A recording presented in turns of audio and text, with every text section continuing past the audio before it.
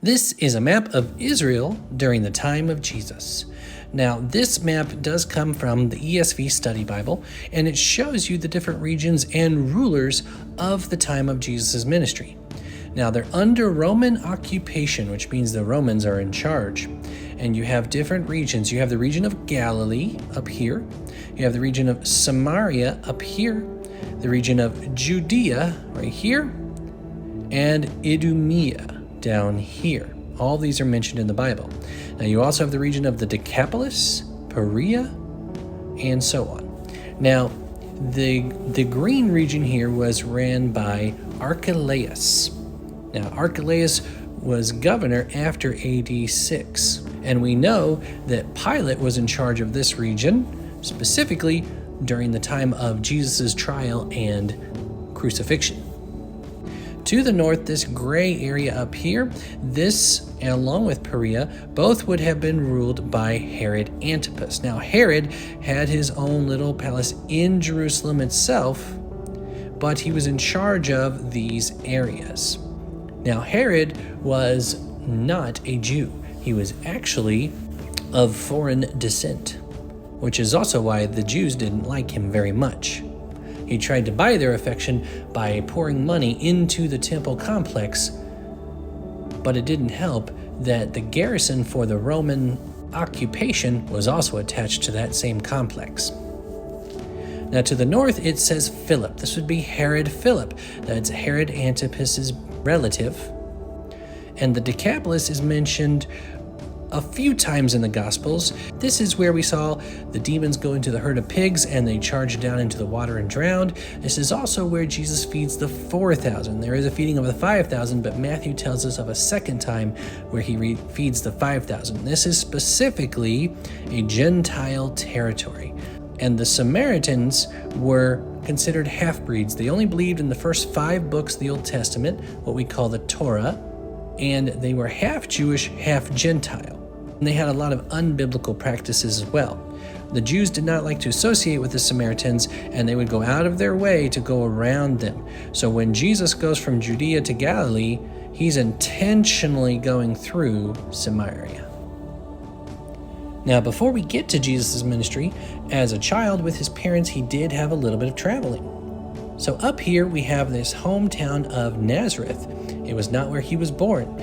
Remember that Joseph and Mary had to travel all the way down to Bethlehem, just outside of Jerusalem, and that's where he was born. He lived there for a few years and then had to travel all the way to Egypt in order to be safe from Herod's slaughter. Once Herod died, Joseph was sent back into Israel and made his way all the way up back to Nazareth. Now, while the Galileans were considered Jews, they were considered kind of the lower end of the spectrum. They were fishermen, bricklayers, farmers, people that the people of Judea didn't really have a lot of respect for. Kind of the hillbillies of Jewish culture. But one thing a lot of people don't realize is that a lot of Jesus' ministry actually focused on the Sea of Galilee. Although he did travel throughout Israel, a lot of what happened in this region right here, which is actually split up between 3 different regions. The region of Galilee, the region that is controlled by Herod Philip, and the region which would have been populated mostly by Gentiles. Now this is a topographical map of Jerusalem at the time of Jesus. Now, the bold dashed lines are walls that were in place at the time of Jesus. So you had this wall here, plus an adjoining wall here, but there was this bigger wall that was actually started by Herod Agrippa I in 42 AD, but was never completed. The temple is off to one side and at the top of a mountain that this city is built on, so it would have been visible to anybody walking up from any direction. Here we have the Pool of Siloam, which is where the man who was born blind washed his eyes and could see. It's believed this is where the palace of the high priest could have been. We know this is where the palace of Herod the Great was. Adjoining to the temple complex is the Antonia Fortress. This is where the Roman occupation would have been based. Over here is the Pool of Bethesda. Over here is the Garden of Gethsemane, where Jesus prayed and sweat great drops of blood. Here is the Kidron Valley, which you might hear a lot about.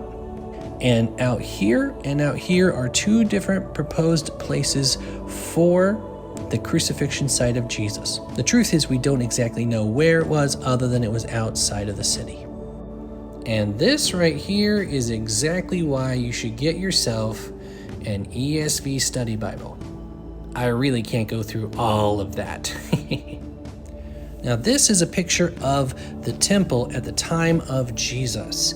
Now if you'll notice, there were some differences between this temple and the one that Solomon built. Most specifically is there's no more golden doors right here. It's been replaced by a very thick curtain, which was in place for the tabernacle, but replaced with golden doors for Solomon's temple. Clearly they didn't have the same funds that Solomon had with his prosperity, so they went with the curtain instead. This is the curtain that was split top to bottom during the crucifixion of Jesus. And then if we zoom out, we get a much better picture of the entire temple complex. So this is the temple itself right here, but you have all of these different parts that have been added on to service the temple in all of its functions, including the greater courtyard.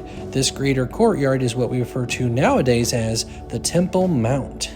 After the exile, when Jews returned to Jerusalem, since they didn't have a temple to use during the exile, they developed something that they brought back with them called a synagogue.